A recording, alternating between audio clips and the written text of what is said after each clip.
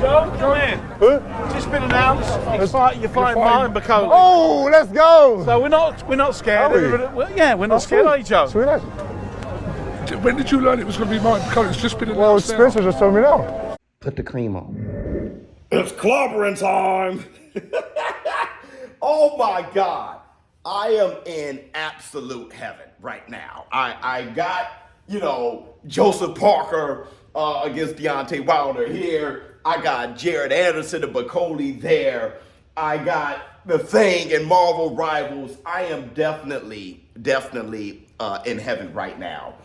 And I was looking at the leaked footage of Joseph Parker. Joseph Parker, when he heard that he'll be facing Bakole, and he looked happy, maybe even relieved. Who? Just been announced. You're fighting Martin Bakole. Oh, let's go. So we're not scared. We're not scared, are you, Joe? Sweet as. I couldn't help but to say, okay, that is when he found out. So it's a genuine response. Now, why did he respond like that? Number one, I think he was worried. He was worried that, he's not going to be able to fight on the fight of the century card, okay? And so to be relieved that he'll be able to fight, okay, that's one thing. Another thing is he seemed to have been happy that it's Bakole. I'll be fair play to you, Bakole's the most avoided heavyweight out there. Bakole is the most avoided heavyweight, but I love to challenge myself. Myself, Andy, Spencer sat down and had a discussion with Turkey, and we just had a quick talk, and we welcomed anyone. And now we got Martin Bakole, which is great.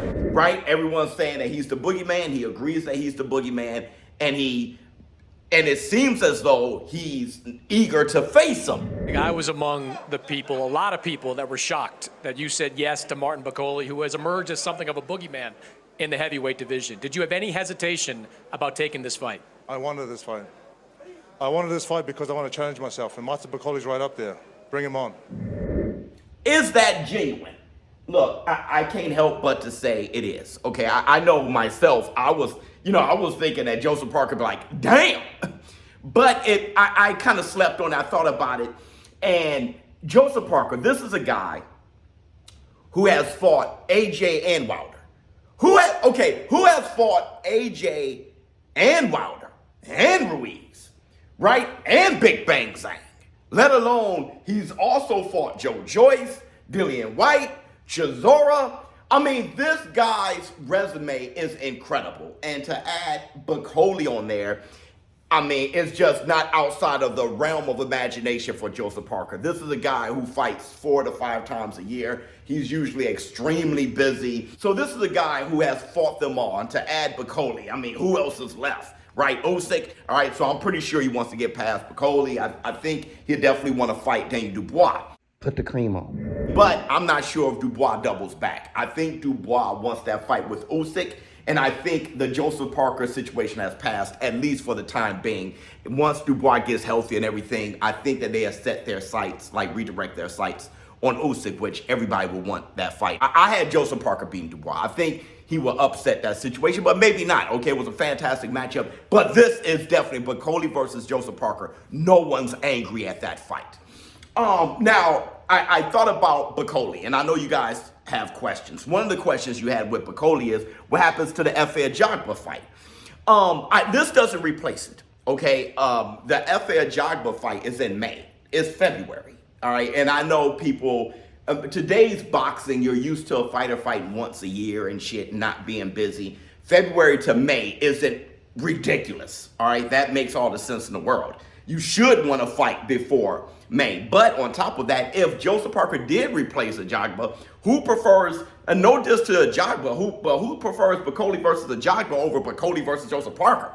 He was fighting Ajagba because most people were actually ducking Bakole, right? A lot of you guys were complaining about that. But now we have Bakole versus Joseph Parker. And they said that he will still be fighting Efe Ajagba come May. I had my own concerns of the traveling, right?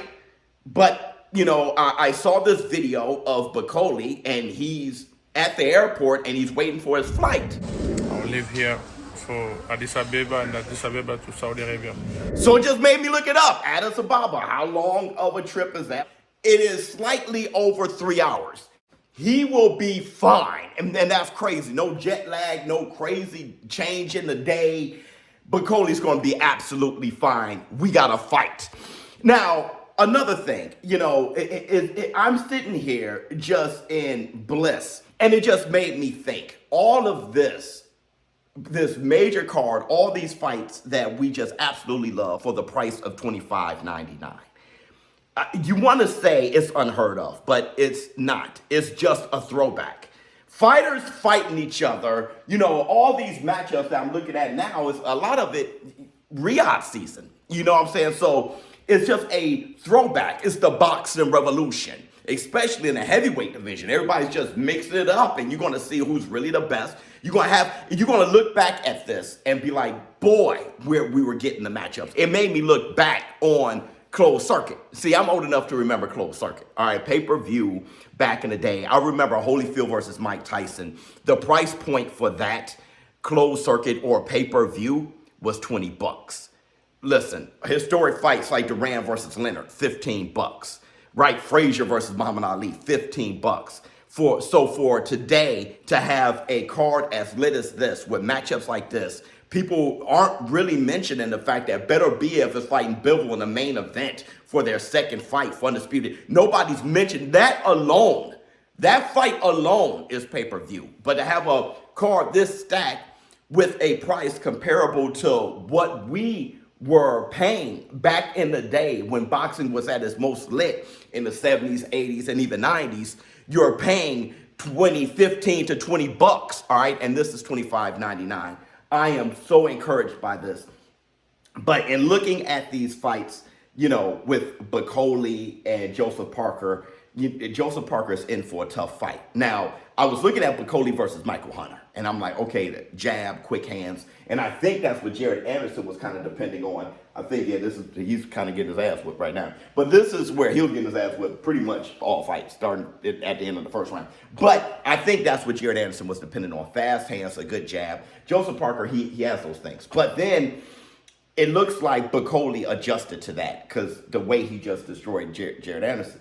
My thing is, if you look at Joseph Parker against like Joe Joyce, all right, and you look at Bakole. So this is going to be a tough fight. Joseph Parker has things that Bakole is a Bakole kryptonite, but Bakole has things that's definitely a Joseph Parker kryptonite, all right? Bakole is better than Joe Joyce, but Joseph Parker is better than Jared Anderson, and he's better than Michael Hunter as well. But let me know how you feel in the comments below. ShowBizz for dope. Don't forget, I will be doing the weigh-in live commentary, the reaction to that. I hope you guys join that for the Facts Friday. I'm out.